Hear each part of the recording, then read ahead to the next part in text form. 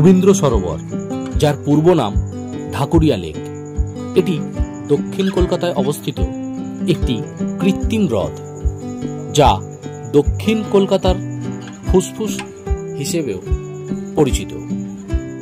এর উত্তরে রয়েছে সাউদার্ন এভিনিউ, পশ্চিমে রসা রোড, পূর্বে ঢাকুরিয়া এবং দক্ষিণে কলকাতা শহরতলি রেলওয়ে লাইন অবস্থিত।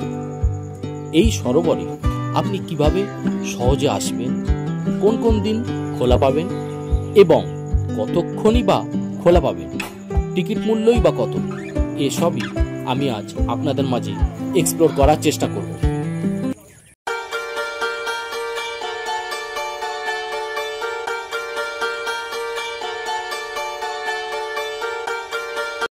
এই রবীন্দ্র সরোবরে পৌঁছাতে হলে আপনাকে প্রথমে কলকাতাতে আসতে হবে। কলকাতার যে কোনো প্রান্ত থেকে বাস, লোকাল ট্রেন অথবা মেট্রো রেলের সাহায্য নিয়ে এখানে পৌঁছাতে পারেন। হাওড়া থেকে লেকের দূরত্ব 11 কিলোমিটার, শিয়ালদা থেকে 9.2 কিলোমিটার আর এয়ারপোর্ট থেকে দূরত্ব অলমোস্ট 24 কিলোমিটার। এর নিয়ারেস্ট মেট্রো রেলওয়ে স্টেশনের নাম হলো Rabindra Sarobar metro railway station.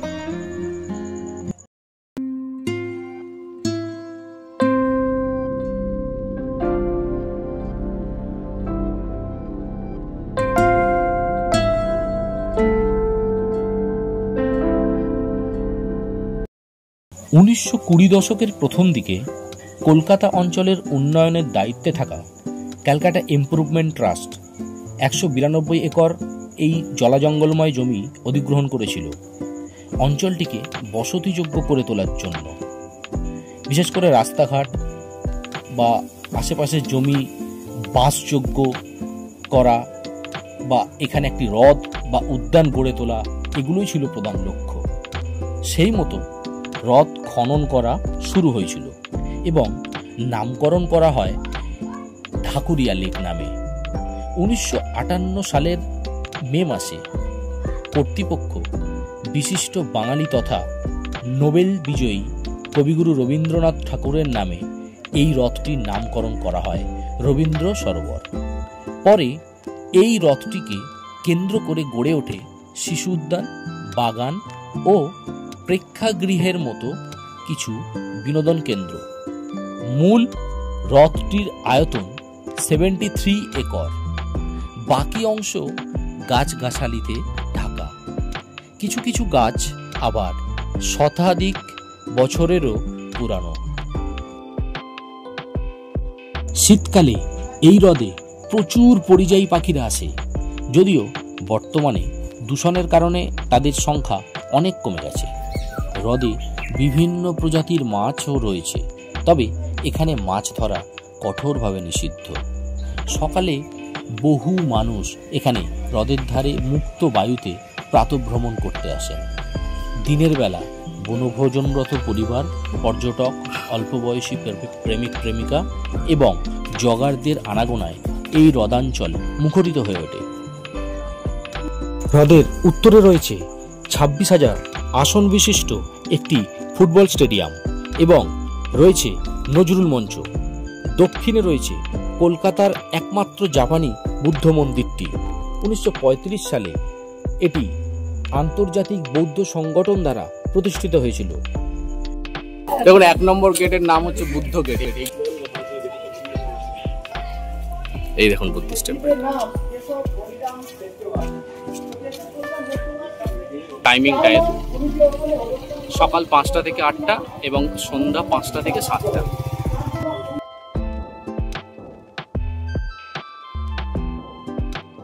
হ্রদের মধ্যভাগে রয়েছে একটি দ্বীপ, যেটি একটি কাঠের ঝুলন্ত সেতু দ্বারা হ্রদের দক্ষিণ ভাগের সঙ্গে যুক্ত।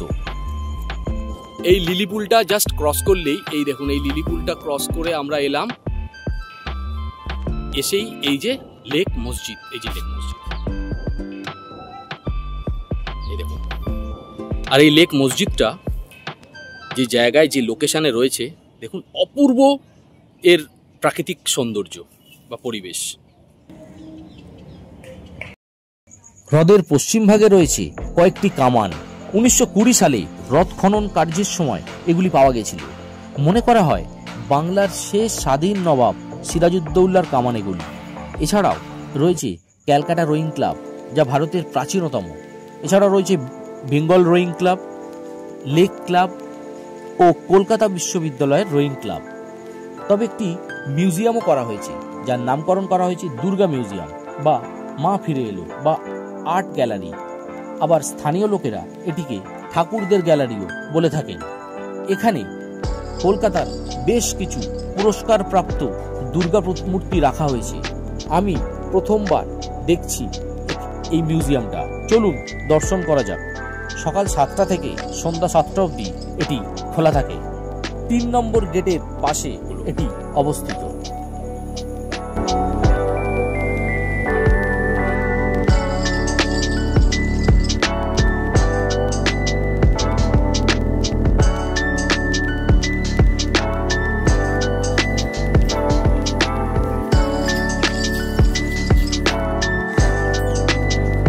চলুন ভেতরে যাওয়া যাক।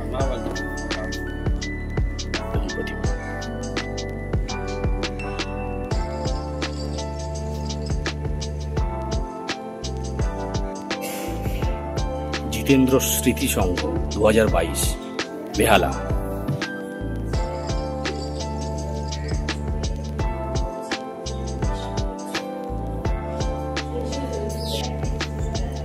ভবানীপুর 75 পল্লী 2017 দেখুন প্রতিমা।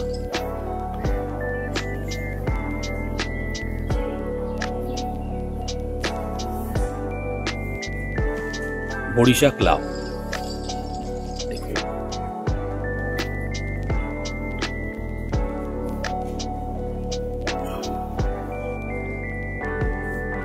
74 পল্লী খিদিরপুর 2020 দেখুন প্রতিমা।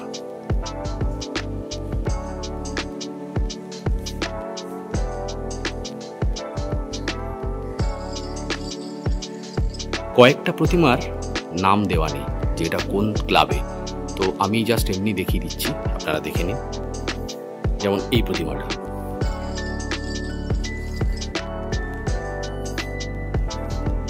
দেখুন এটা গল্ফগ্রিন শারদোৎসব কমিটি 2022 দেখুন প্রতিমা। পুরো কাঠের উপর নির্মাণ করা প্রতিমাটি।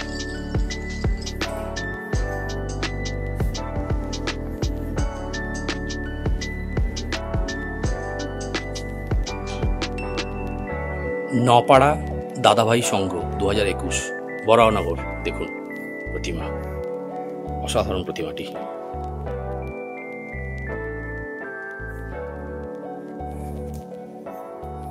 দেখুন একই প্রতিমা, নপাড়া দাদাভাই সংঘ 2023 সালে। আগেরটা ছিল 2021, এটা দেখুন 2023 দেখুন প্রতিমা।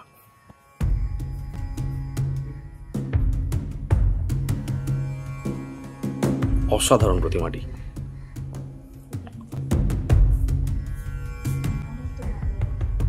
যানবাজার সম্মিলিত কালী পুজো সমিতি দেখুন, বাজার সম্মিলিত কালী পুজো যে সমিতি, তার যে দুর্গা প্রতিমা এই দেখুন।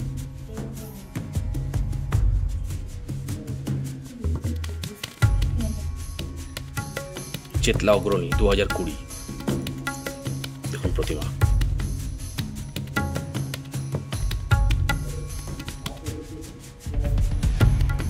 দারুণ প্রতিমাটা দেখুন। এই প্রতিমাটি বলতে পারছি না কোথাকার বা কত সালের, কিন্তু এই প্রতিমাটিতে কোনো এরকম সাইনবোর্ড দেওয়া নেই। প্রতিমাটি আপনাদের দর্শন করাচ্ছি। দেখুন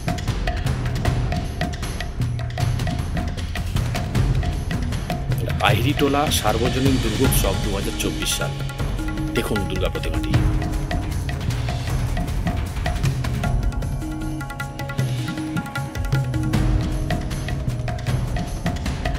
এই একটি প্রতিমা যার কোনো সাইনবোর্ড নেই, এটা বোঝা যাচ্ছে না। দুর্গা প্রতিমাটি দর্শন করুন। সন্তোষপুর লেক পল্লী 2020 দেখুন প্রতিমা।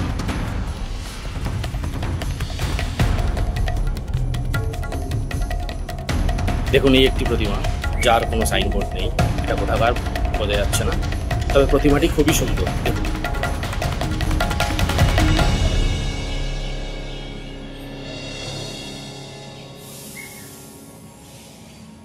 কত সুন্দর লাগছে দেখো।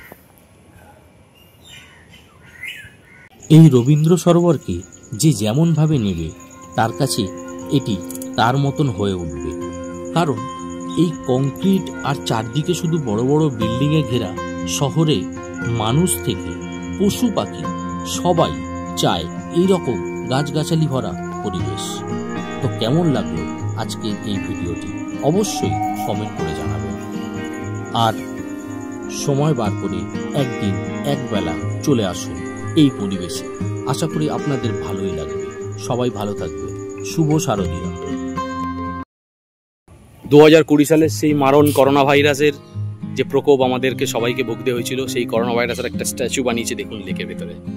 এই দেখুন, কুইক রেসপন্স রেস্কিউ বোট। এটা এই কারণে রাখা হয়েছে, যারা বোটিং করছে যদি বাই চান্স কোনোভাবে ডুবে যায় জলে, তো এনারা রয়েছেন এনাদের সেভ করার জন্য।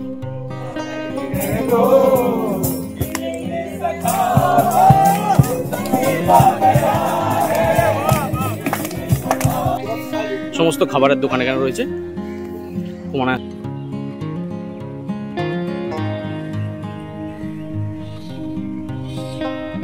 জঙ্গলের মাঝখানে বাঘ মামা বসে আছে।